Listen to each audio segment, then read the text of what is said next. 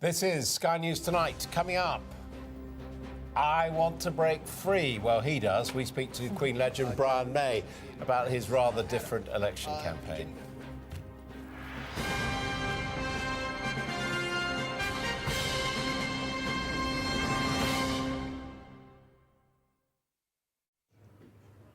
Well, you may have heard the election is looming and campaigns are getting into full swing, with everyone from politicians to comedians and even rock stars getting involved. The Queen guitarist Brian May is launching a campaign to support free-minded MPs and candidates to revive Parliament and democracy. And he's even plans to fund some campaigns from his own fortune. And he's with me now. So, common decency. Indeed. What does this mean? It means really reclaiming our democracy, because I believe, as a lot of people do, that democracy's broken down. We get 15 hours every 5 years in which we can use our voice to try and make a difference. And for the next 5 years, we have to sit there and watch the government do whatever it likes. And I think particularly this government, we've had experience of trying to make a difference, to exert the power of democracy, if you like. And we've had huge petitions. So what are you going to do? You're going to form a party? No, it's not a political party. It's an action group. And our aim is really to mobilise all those people who didn't vote last time because they thought it wasn't worthwhile. I don't think they're apathetic. I think they're in despair because they look and they see in their own constituency it's probably a safe seat, and they think, well, what difference does it make if I vote? It's still going to be the same guy who gets in. So we think we have a way around that. Right, explain. Well, I have my trusty pie chart with me, which I always carry these days. This is a randomly chosen pie chart, but I'll tell you who it is later if you like. Yeah. Doesn't really matter what the colours are. We're colourblind. That's right. The Common Decency campaign is colourblind. This guy, this is the last election, one particular constituency. This guy is the winner because he gets the biggest piece of the pie. These two guys are the runners-up, and of course that gets you nothing. It's no use coming second or third. So you might think, this is a classic safe seat. You think, how can this possibly be challenged? But here, what are these people? These are all the people who did not vote, and it's a whopping 32%. So a little bit of elementary maths tells you if these guys all get up off their ass and vote for either one of these two, they can kick this guy out. Yeah. Well, this if they want. Yeah. But if they feel a need for change, or if they have a desire for change, they should not be sitting there saying, we can't make a difference. If they all get up, if this guy gets up and he says, I'm going to vote, and I'm going to get you to vote as well, and it's a kind of snowball effect. So how are you going to get them to vote? What we plan to do is we have the website up already, and we're going to try and do a little bit of feedback from people from their constituencies. We're going to say, talk to your prospective candidates, find out what makes them tick.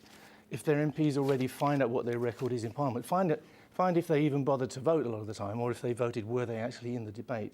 Things like that. Find out what they stand for. So you will have a list of, this is a good guy to vote for? We will ask people to feed back to us who they think are decent candidates, who will be honest, be transparent, will vote according to their conscience and according to the will of the Now, will there only be one Common Decency nominated candidate per constituency? I mean, you might have three decent people going for it. You might do, but I think we'll have to make a reasonable choice. You know, you can't. I don't think this is going to be perfect, but I think it can achieve. And where does the money come in? You're going to give them? I think the money's secondary. I am going to support some people with money, but the real thing that we can do is mobilise people to gather together to make a change. Which parties are you going to support people from? All parties. In fact, we already are. We have. I can do the list if you like. We have Henry Smith from Conservatives. We have Tracy Crouch, Conservative. We have Angela Smith, Labour Party, and a couple of others, Adrian Sanders, and probably a few more. We have a very nice Lib Dem in Andrew George down in the West Country, who's already helping us to vaccinate badgers. So very, very decent people. He's supporting the idea. He's not doing it himself, Yeah, supporting our... very actively supporting our vaccination. And so they're all people who, for example, believe in zero tolerance of cruelty to animals. Yes, I think we have a certain number of basic tenets.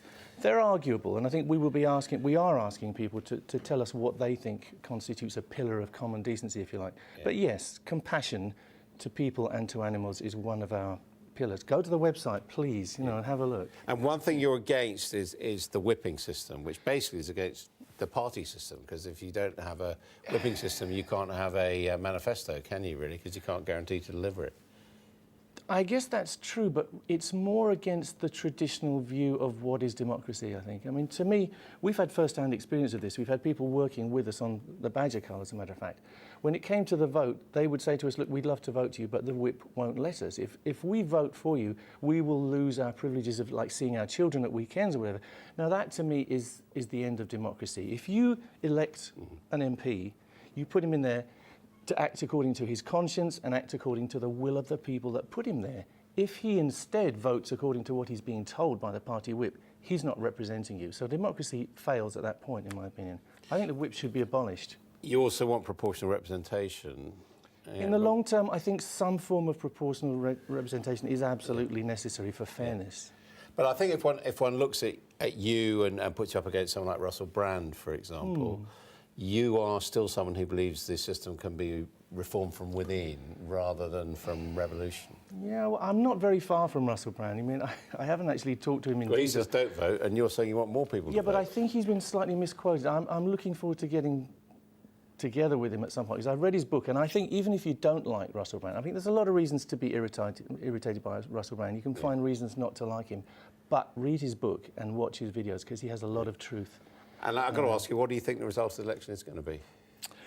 I think we're sort of amplifying a trend. I think the major parties are being eroded, and I think what we might end up with is a truly hung parliament, which I think would be great, because nobody can bully and get their... And in the band, do you take a vote on what the next song you're going to play? In the band...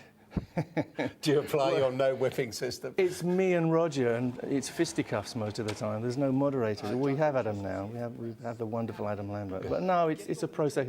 It's a process of argument, and you know there is such strength in a truly honest argument, rather than bullying the other guy. Okay, sounds about as PMQs. Yeah, exactly. Well, don't get me started. Thank you very much indeed. Thank you. Let's take a quick look at the weather now.